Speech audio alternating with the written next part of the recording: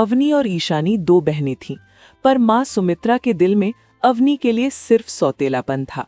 सुमित्रा ने ईशानी का विवाह एक अमीर घराने में तय किया, जबकि अवनी को एक गरीब मजदूर के हाथ सौंप दिया। विदाई के दिन जहां ईशानी सोने से लदी थी, वहीं अवनी की झोली में सिर्फ कुछ पुराने बर्तन और फटे कपड़े थे। शादी के बाद पहली बार मायके आई दोनों बहनों की आज वापसी थी। सुमित्रा ने ईशानी से रोते हुए कहा, मेरी प्यारी ईशानी, तुम्हारे बिना ये घर सूना हो जाएगा। मेरा मन कैसे लगेगा? अरे माँ, आप फिक्र क्यों करती हैं? मैं आती रहूंगी। और वैसे भी अभी मैं कहाँ जा रही हूँ? शाम को आपके दामाद जी आकाश अपनी चमचमाती गाड़ी लेकर मुझे लेने आएंगे।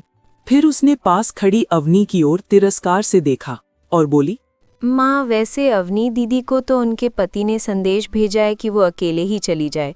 बेचारे मजदूर है ना, काम छोड़कर अपनी पत्नी को लेने आने की फुर्सत और औकात कहाँ।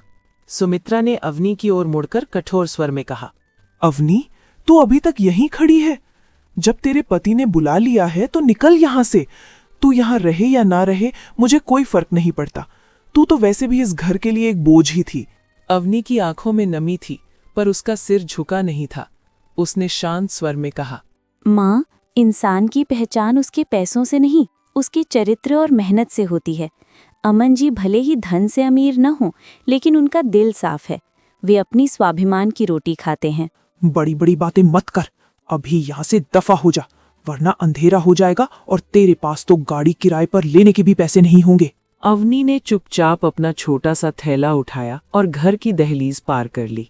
अवनी बस स्टैंड की तरफ जा रही थी, तभी उसे सड़क किनारे एक पुरानी बैलगाड़ी दिखी। उस पर एक वृद्ध काका बैठे थे।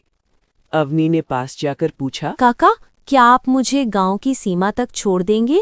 वृद्ध काका ने कहा, हाँ बेटी, क्यों नहीं। मैं तो सवारियों के इंतजार में ही खड़ा हूँ।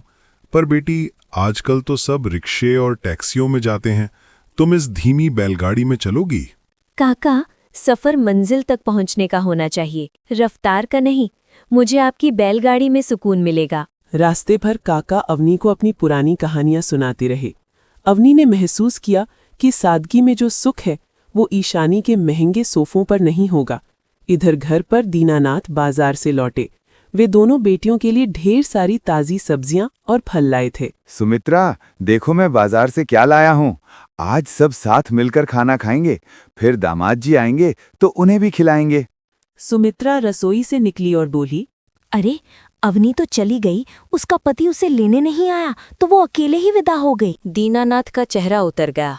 वो आपकी पहली पत्नी की बेटी थी, मेरी नहीं। मैं उस लावारिस का बोझ और कब तक उठाती। अब मेरी बेटी ईशानी और दामाद जी आ रहे हैं, बस उनकी सेवा कीजिए। दीनानाथ मन ही मन दुखी हुए, पर वे जानते थे कि आज नहीं तो कल सच सबके सामने आएगा। शाम को आकाश अपनी कार में आया। सुमित्रा ने आरती उतारकर उसका स्वागत किया। मेज पर पकवानों की लाइन लगी थी। बातों बातों में आकाश ने पूछा, अवनी दीदी और उनके पति नहीं दिख रहे, क्या वे चले गए? ईशानी ने बीच में ही बात काट दी। जी, आप उनकी फिक्र मत कीजिए। वे लोग गरीब हैं, उनके पास हमारे जैसे पकवान खाने का समय कहाँ। उन्हें तो कल की रोटी की चिंता करनी पड़ती है।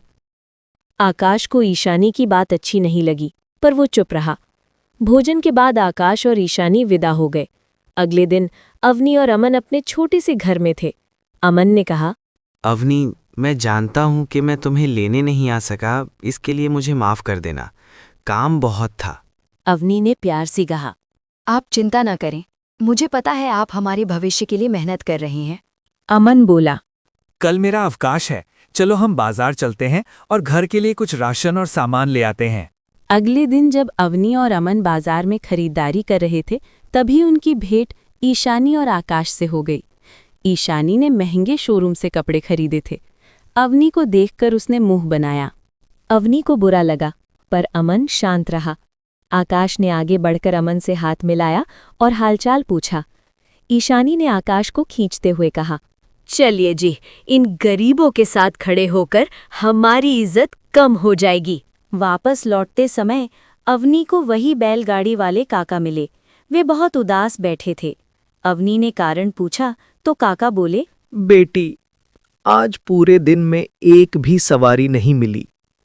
घर में चूल्हा जलने के लिए दाना भी नहीं है। अवनी ने तुरंत अपने थैले से आधा राशन निकाला और काका को दे दिया।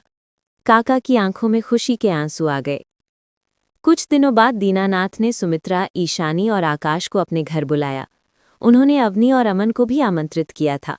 सुमित्रा को ये पसंद नहीं आया। जी, आपने इन गरीबों को यहाँ क्यों बुलाया है? हमारे दामाद जी के सामने हमारी क्या इज्जत रह जाएगी? सुमित्रा ने चिल्लाकर कहा। दीनानाथ ने आज पहली बार कड़े स्वर में कहा, आज फैसला होगा सुमित्रा। आज तुम्हें और ईशानी को अपनी गलतियों का एहसास होगा। जब सब इकट्ठा हुए तो दीनानाथ ने अमन की ओर इशारा किया और कहा, सुमित्रा, तुम जिसे गरीब मजदूर समझकर दुत्कारती रहीं, क्या तुम उसकी असलियत जानती हो? अमन कोई अनाथ या लावारिस मजदूर नहीं है। वो इस राज्य के सबसे बड़े जमींदार और परोपकारी व्यवसायी का इकलौता बेटा है। ईशानी और सुमित्रा के पैरों तले जमीन खिसक गई। अमन ने विनम्रता से कहा, हाँ माँ जी, मेरे पिता का एक उसूल था। वे चाहते थे कि मैं सीधे विरासत ना संभालूं, बल्कि पहले गरीबी और मेहनत का स्वाद चखूं। वे चाहते थे कि मैं अपनी मेहनत से एक घर बसाऊं और एक ऐसी जीवन संगिनी चुनूं जो मेरे पैसों से नहीं बल्कि मुझसे और मेरी सादगी से प्यार करे। अवनी ने बिना मेरी सच्चाई जाने मुझे अपनाया और मेरा साथ दिया। आकाश ने मुस्कुराते हुए कहा, माँ जी, मैं अमन को पहले से जानता हूँ। ये हमारे बिजनेस पार्टनर के बेटे हैं। मुझे तो गर्व है कि अवनी दीदी जैसी नेक इंसान हमारी रिश्तेदार है। सुमित्रा और ईशानी को अपनी छोटी सोच पर बहुत शर्मिंदगी हुई। उन्होंने रोते हुए अवनी से माफ़ी मांगी। अवनी का दिल बहुत बड़ा था, उसने सबको गले लगा लिया। अमन अब अवनी को लेकर अपने आलीशान महल जैसे घर चला गया, लेकिन अवनी ने अपनी सादगी कभी नहीं छोड़ी। उसने उस बैलगाड़ी वाले काका के लिए एक नया घर बनवाया और शहर में कई गरीबों की मदद की।